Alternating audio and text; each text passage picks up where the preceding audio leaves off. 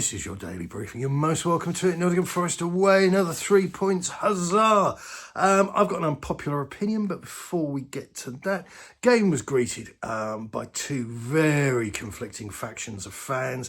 One lot, my God, this is boring. When will it end? I want my money back. And the other lot telling us that, you know, we've dropped a point so far in the Premier League and winning is the metric. I think you're both right. That's what happens when you can hold two thoughts in your head at the same time. You're both right. Truth somewhere in between. Very tough watch. But winning is the business, and brother, businesses are booming. I've done my column for the BBC's Tuesday Talking Points, highlighted two conclusions which I think are worth mentioning. Number one isn't going to go down with loads of you. Conte ball is Mourinho ball. End of discussion, end of debate. There it is, endeth the sermon. It's the same bloody game. And I watch it. I see what's happening. I understand it. I get it. I was able to do that with AVB, which lots of you didn't like either. I can hear the hackles racing on some of you just by saying that. But for me, it's just a crying shame Mourinho wasn't given a full run of it. But he's happy. He's winning. He remains successful. And his CV speaks for itself. But yeah, this is what you've got, folks. This is what you've got. Conte ball is Mourinho ball. No debate, no argument. And number two, can this be sorted out? Well, yes, it can be, but will it be sorted out? Son Heung-min is being creatively marginalised by Antonio Conte's tactics. Put it into a simple thing. I mentioned it the other week to you. Got this business of him playing deep, much deeper than Harry Kane has ever played. And he's in this sort of no man's land where he's dropping back for when there's this sort of overflow in the midfield, which when Spurs sit in their own half, don't press at all for 50 minutes. And this was another game where that happened. There's a little graphic to demonstrate that for you. And then, of course, you get Richarlison comes on. And he looks so dynamic, so free, so focused, because he's not under the same constraints.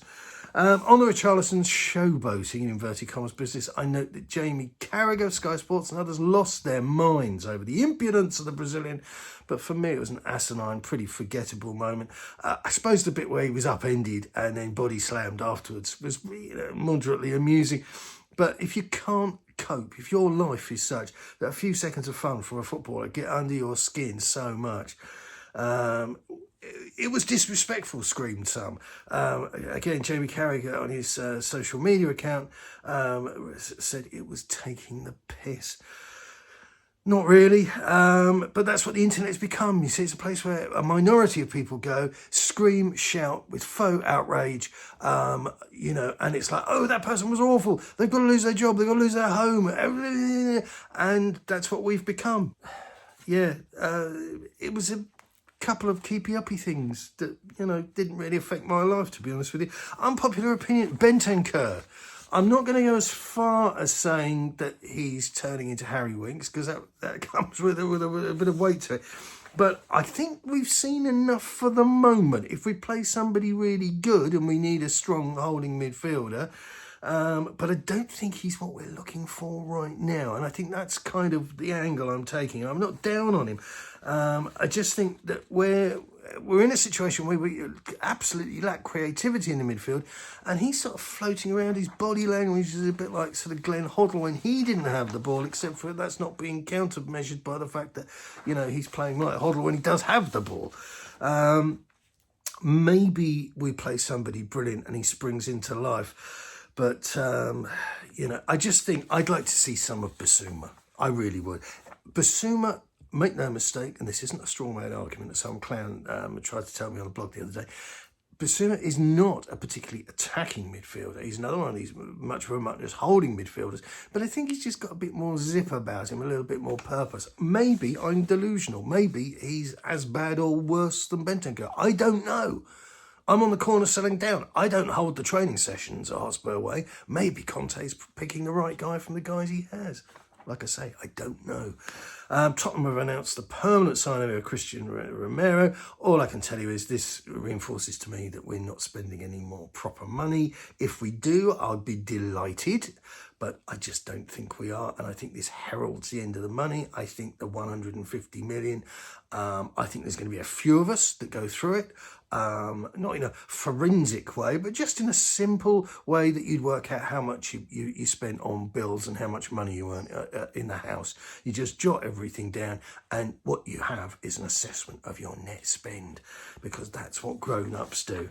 And it ain't going to be 150 mil. It ain't going to be nowhere near it. Japhet Tanganga looks on course to remain at Tottenham beyond Thursday's transfer deadline. Alistair Gold and Rob Guesty tell us in 1,000 words where just 4 would have done. Tanganga is staying here. Breathtaking insight as ever. More meddlesome nonsense to file along with the Brian Gill replacement guano from Jason Burton, The Telegraph and others.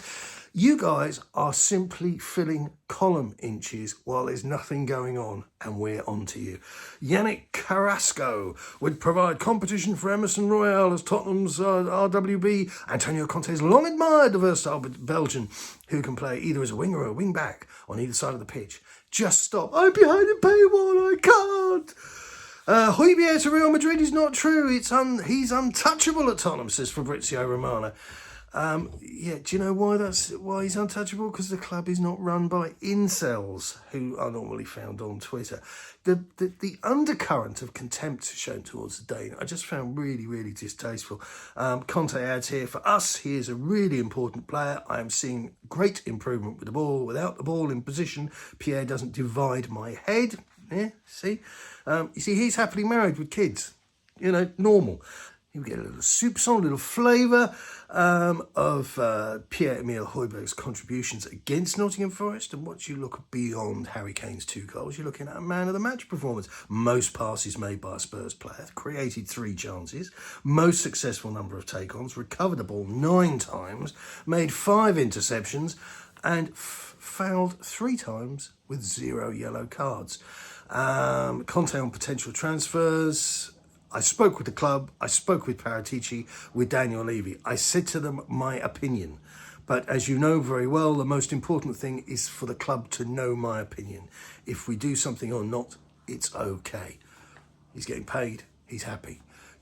Please, please, please, if you can take anything away from these tapes and life generally, Conte's not in charge. So all this garbage, and I've seen it beautifully referred to as the toxic positivity amongst the fan base. Well, if Conte wants him, I want him too. Conte is just part of a much bigger process. And one man alone, as ever, is in charge of who's saying who comes and who goes. And that's why the 150 million was never spent. It's never going to be spent, in my opinion, because Levy is too central to the operation. So Conte's on wages, he's on very good wages, and we got a little bit done this window. I'm not going to say it's all over and done and dusted because it isn't finished yet, but I will come back and we will do a tape on the actual money that was spent. And some of you are going to quibble over it, and you will be wrong. That's it for now. Good luck. Keep it Tottenham.